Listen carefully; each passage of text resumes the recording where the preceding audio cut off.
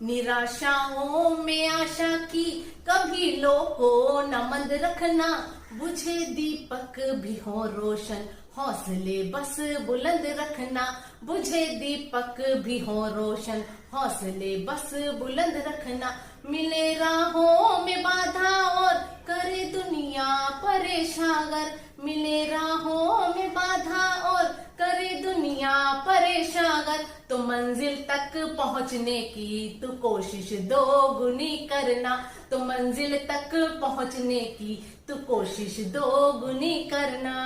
जी हाँ, मैं डॉक्टर वर्षा सिंह इस मंच पर आपका बहुत बहुत स्वागत करती हूँ और आशा करती हूँ कि आप आनंदमय होंगे। आज का विषय यही है कि हमारे जीवन में निराशा क्यों आती है और इसको दूर करने का तरीका क्या है। तो दोस्तों, मेरे साथ अंत तक बने रहिएगा इस विषय पर चर्चा करने के लिए। तो सबसे पहले हमारे जीवन में निराशा क्यों आती है? जब हमें मनचाही वस्तु नहीं मिलती है, हमारे मन माफिक कार्य नहीं होता है, या दूसरे व्यक्ति हमारी अपेक्षाओं पर खरे नहीं उतरते हैं, या कई बार हम कहते हैं कि हमने मेहनत तो बहुत की थी मगर हमें वैसा परिणाम नहीं मिला। और कुछ लोग तो ये कहते हैं कि भाई जीवन में ही बहुत निराशा है, बहुत दुखी हूं मैं जीवन में, इसलिए मैं निराश हूं। तो ये सब निराशा उत्पन्न करने वाले कारण हैं। अगर मैं इनको गौर से देखूं तो ये हमारी निर्भरता जब दूसरे पर ज्यादा होती है तो हम निराशा से भर जाते हैं। तो दोस्तों, दूसरों पर से थोड़ी निर्भरता कम कीजिएगा। अगर मुझे अपने मन पर विश्वास है, कार्य करने की क्षमता है, तो मैं किसी भी काम को अगर करूंगी तो अपना 100% दूंगी। और जब मैं पूरी मेहनत के साथ किसी कार्य को करती हूँ तो निराशा उत्पन्न होने का सवाल ही नहीं होता है। क्यों?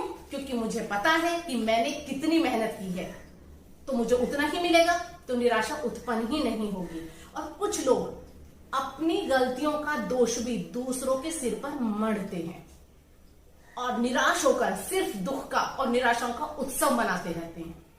तो ये सबसे बड़ा कारण है कि हमारे जीवन में निराशा उत्पन्न होती है। और मैं तो एक चीज में मानती हूं दोस्तों, अगर आप स्वस्थ हैं, आपके परिवार में सब स्वस्थ है, तो निराशा तो जीवन में आनी ही नहीं चाहिए। जब मुझे सृष्टि ने इतनी सुंदर कृति बनाकर पृथ्वी पर उतारा है तो मैं तो कुछ भी कर सकता हूं या कर सकती हूं। तो ये भावना जब हमारे मन में होगी तो निराशा हमें छू भी नहीं सकती है। और निराशा तो हमारा बनाया हुआ घेरा है, बस इसे तोड़कर बाहर निकलिएगा और इस निराशा को अपने घर की दहलीज के बाहर छोड़ आइएगा। और आज मैं आपको कुछ ऐसे उदाहरण देने वाली हूं जो शारीरिक रूप से अपंग होते हुए भी उन्होंने न केवल अपने देश में अपितु पूरे विश्व में इतिहास रचे। सबसे पहला उदाहरण आता है स्टीफन हॉकिंग का। बहुत बड़े वैज्ञानिक रहे हैं और उन्होंने ऐसे ऐसे आविष्कारों को जन्म दिया है जो आज ब्रह्मांड के आविष्कारों के आधार बने हुए हैं। उन्होंने ब्रह्मांड की रहस्यमय शक्तियों का पता लगाया और उनको इतने अवार्ड्स मिले हुए हैं कि उनकी सूची यहां पर गिनाना बहुत मुश्किल हो जाएगा। कोई भी ऐसा प्रतिष्ठित अवार्ड नहीं है जो इनको ना मिला हो। तो जानते हैं कि इन्होंने किन किन चुनौतियों का अपने जीवन में सामना किया। जब स्टीफन हॉकिंग 21 वर्ष के थे तब उन्हें पता चला कि उनको एक खतरनाक बीमारी न्यूरॉन मोटार डिजीज हो गई है, जिसमें मनुष्य के अंग धीरे धीरे शिथिल हो जाते हैं और वो अपनी क्षमता खोने लगते हैं और धीरे धीरे श्वास नली भी बंद हो जाती है और मनुष्य मृत्यु को प्राप्त हो जाता है। तो डॉक्टर्स ने उनको कहा कि स्टीफन, आपकी आयु मात्र 2 वर्ष की है। तो स्टीफन ने कहा कि मैं 2 वर्ष नहीं, 20 वर्ष नहीं, पूरे 50 वर्ष जीकर दिखाऊंगा। और उन्होंने ये सही साबित भी करके दिखाया। स्टीफन हॉकिंग का जन्म 1942 में हुआ था और उनकी मृत्यु 2018 में हुई। वो पूरे 76 ईयर्स के होकर मृत्यु को प्राप्त हुए और उन्होंने नए नए कीर्तिमान स्थापित भी किए। और स्टीफन हॉकिंग हमेशा कहते थे कि मनुष्य अगर शारीरिक रूप से अपंग है तो उसको मानसिक रूप से अपंग नहीं होना चाहिए। वो कुछ भी कर सकता है अगर उसे अपने ऊपर भरोसा है। और दूसरा एग्जांपल हम लेंगे हेलन केलर का। हेलन केलर अमेरिका की रहने वाली थी जब वह 19 महीने की थी तो उनको बहुत तेज बुखार आया। उस बुखार में उनकी बोलने की, देखने की और सुनने की क्षमता चली गई। जब वह 5 वर्ष की हुई तो उनके माता पिता को उनकी शिक्षा की चिंता सताने लगी, लेकिन भाग्यवश उनको एक टीचर बहुत अच्छी मिल भी गई जिन्होंने केलर की पूरे अध्यापन का जिम्मा उठाया। वह टीचर उनको पानी के स्पर्श के माध्यम से पढ़ना और लिखना सिखाती थी और हेलर बहुत ही कुशाग्र बुद्धि की थी।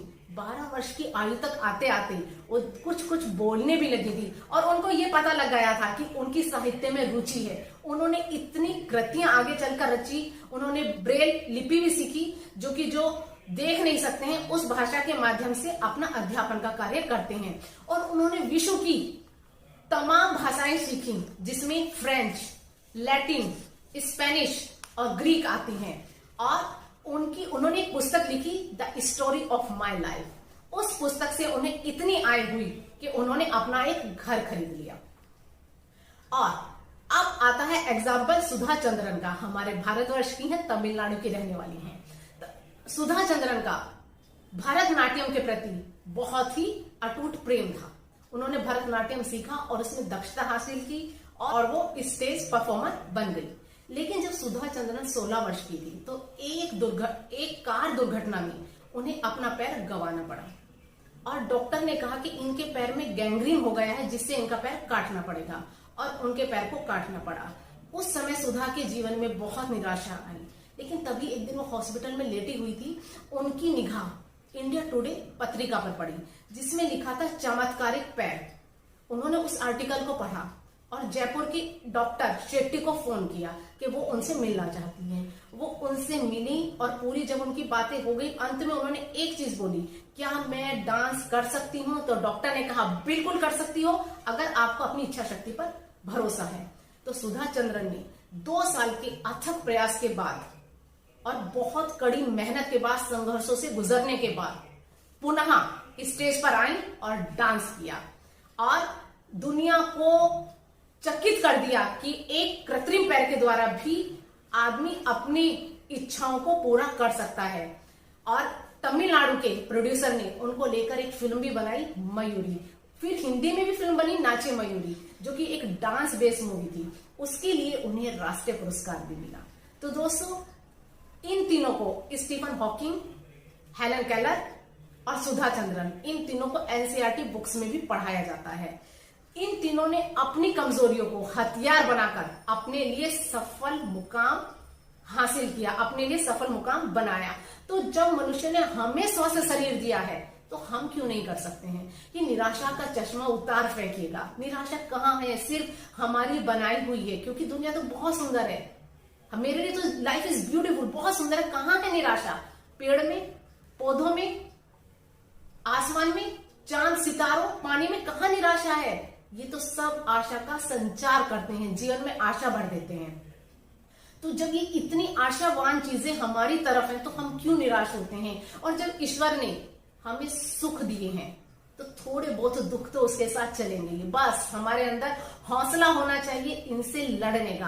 और एक बात आप गौर कीजिएगा, ये दुनिया के जितने भी महान व्यक्तित्व हुए हैं, क्या इनके जीवन में निराशा नहीं थी? लेकिन इन्होंने उनसे बाहर निकलकर अपने लिए सफलता का इतिहास रचा।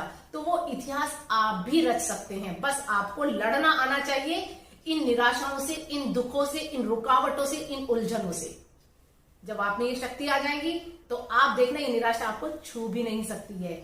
बस आपको एक चीज ध्यान रखनी है कि क्या आपका लक्ष्य निर्धारित है, क्या आपने प्रॉपर स्ट्रेटेजी बनाई है और उस पर निरंतर प्रयास कर रहे हैं। अगर ये तीनों चीजें हो रही हैं तो आप दुनिया के सबसे सफल आदमी बनने की राह पर हैं। बस दूसरों पर से अपनी निर्भरता थोड़ी कम कीजिएगा, अपने ऊपर भरोसा ज्यादा कीजिएगा, अपनी गलतियों को सुधारने का प्रयास कीजिएगा, फिर देखिएगा सफलता आपके कदमों में होगी। तो दोस्तों, मेरी इन बातों को अपनाइएगा और एक सफलता का रास्ता खोलिएगा। बस इन्हीं शब्दों के साथ विदा लेती हूं।